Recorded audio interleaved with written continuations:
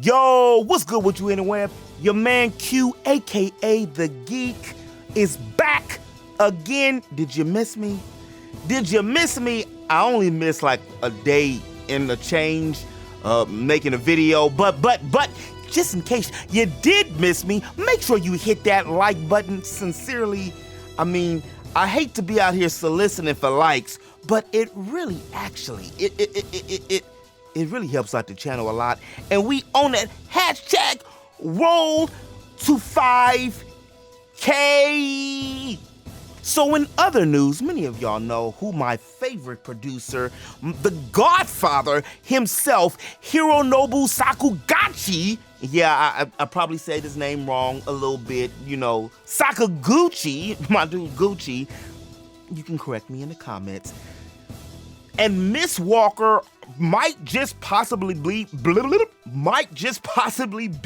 my favorite game publishing company. Well, it used to be Squaresoft, and then Squaresoft merged with Enix, like, what is in that, 2003, you know, after Hero had this whole debacle when it came to the Spirits Within, which I'll argue any of y'all that Spirits Within is a better movie and story than Advent Children. Okay, I'll wait. Yeah. I'll give you a hot take right in the beginning of the video. Give me a reason why Advent Children is better than Spirits Within. Okay, we got our classic characters. I love Final Fantasy. That's Final Fantasy VII is my favorite Final Fantasy out of them all. But what did Advent Children do to move the story? In fact, it didn't do anything but regress the story, because you mean to tell me after Tifa jumped in the damn live stream and saved my guy Cloud from Mako tweaking? He out here in a rocking chair tweaking? Him and her, you know, they had their little special moment they cut out underneath the airship. And in Advent Children, bro roaming through the desert with some sunshades on, still tripping off of his dead homie's girl, Cloud. Bro, that's Zach's girl. Your lady is Tifa. And I know they wasn't just playing Pinochle. They ain't just playing Monopoly. They living in the same damn house. But, we not gonna go down that route. What we are gonna talk about today is how I was blessed, shout out to Square Enix and Miss Walker and those boys over there and girls. Hello, ladies. I finally got my first review code, and ironically, spectacularly, I mean, it couldn't be anything else but a Hironobu Sakaguchi game. Because, again, he is my favorite video game producer.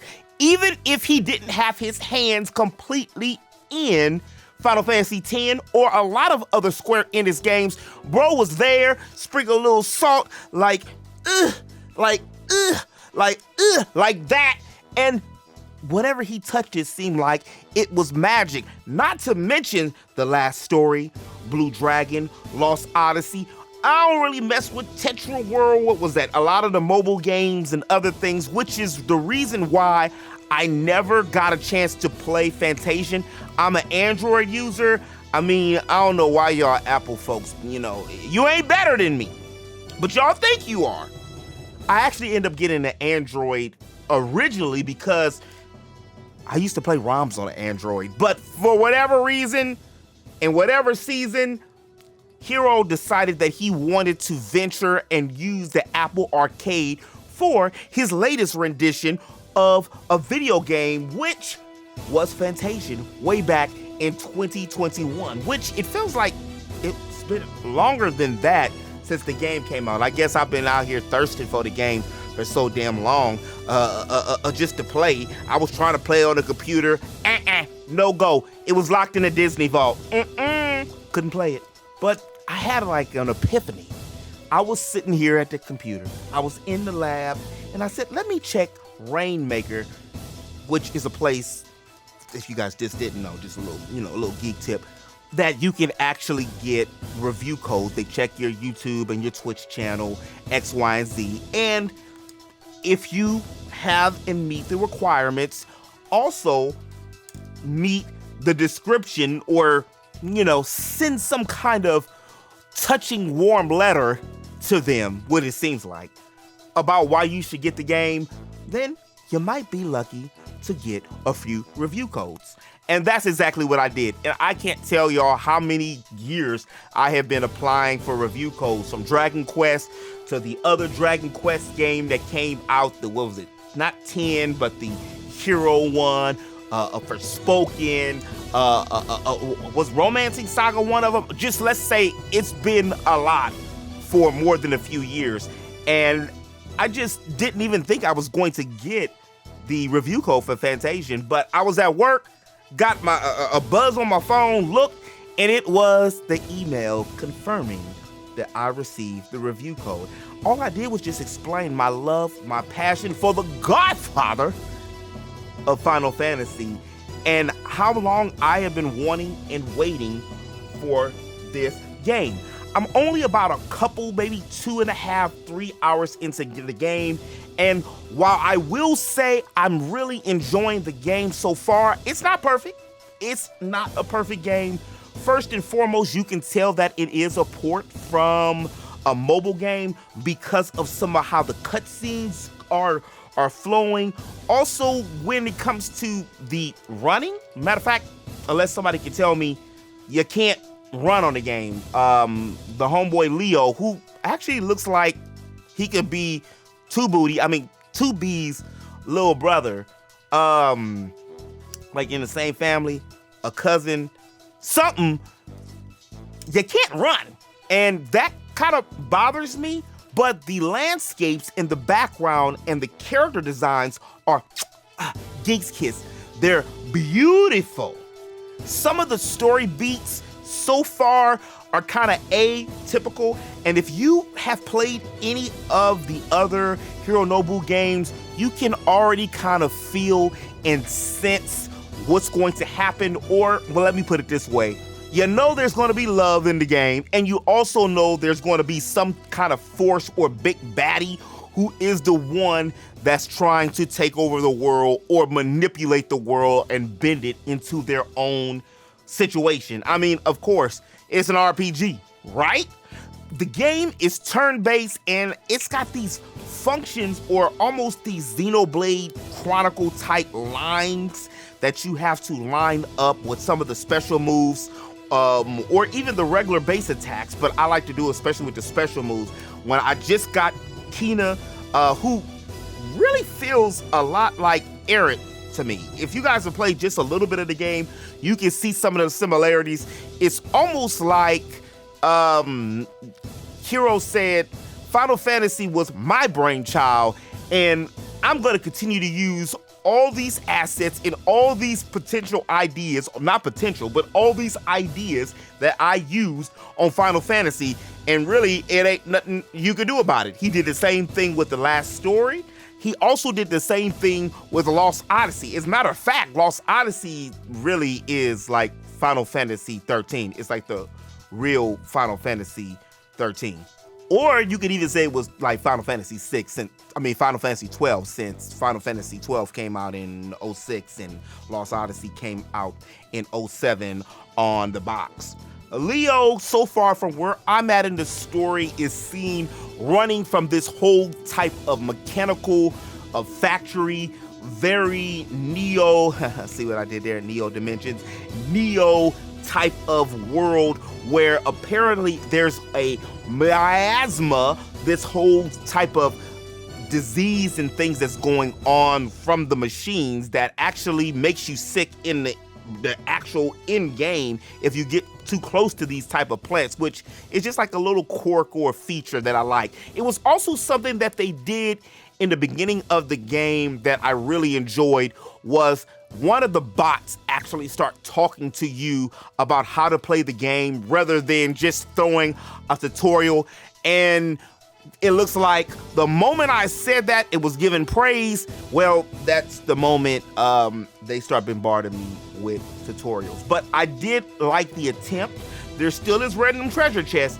I know us as players have to be rewarded. However, However, I just wish it was a better way to do that. I mean, yeah, you got a treasure chest in a castle, I can see, but a treasure chest randomly laying around and nobody can get it. This one does have something. I mean, anybody can get it. This one does have, you have to get different keys to it.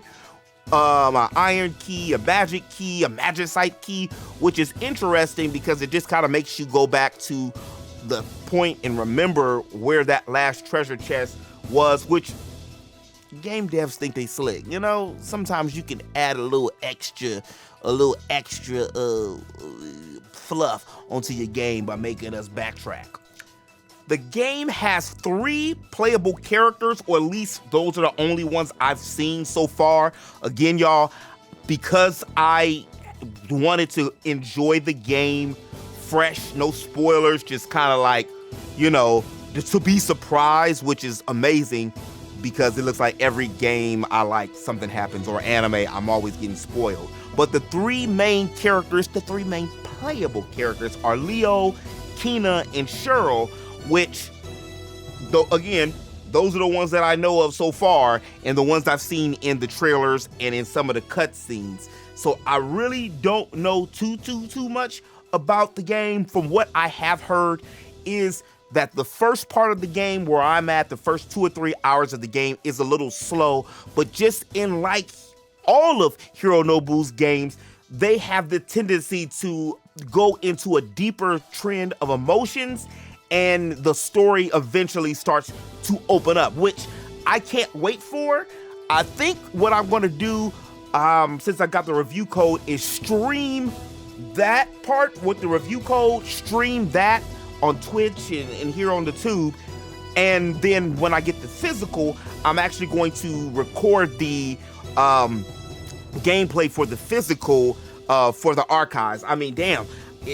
Every time I think I'm like doing okay with, you know, bringing back the archives to the 12-hour block, what happens is there's a new game that I need to play at least 10 to 12 hours in, record, edit, and chop. And speaking of the physical, GameStop did your boy dirty, because I didn't know until I went to GameStop to pick up the game. Yeah, I'm one of the last Nahegans who actually still goes to GameStop. And I really think that GameStop is really almost done now, because everything's about to be digital. Y'all have heard me say before, and I'm gonna go into a more in-depth video probably soon, that I really believe this Nintendo that's coming out, whatever this iteration of the Switch is going to be the last physical system. And I don't think it's going to be physical for the new games. I actually think it's just going to be physical for the old Switch games, since it's said to be backwards compatible, and all the new titles are going to be digital. So they kind of trying to wean us. Why do I say all that? Why am I even talking about this shit with GameStop? Is because I went to the store, they sent me to another store to see if they had it, to come to find out they delisted the game. I was able to find the game on Amazon. It's only like $49.99. I'm not sure how much the game cost for, you know, the digital one, since I got the review code, but I'm pretty sure it's about the same price.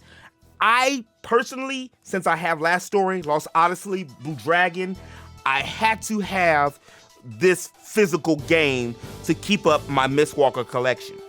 The game is being published by Square Enix, and I'm glad to see that 20 years later, Hiro can actually, you know, have a working relationship with Square Enix again. And I know that he said that he's not interested in making any more remasters or reports or anything.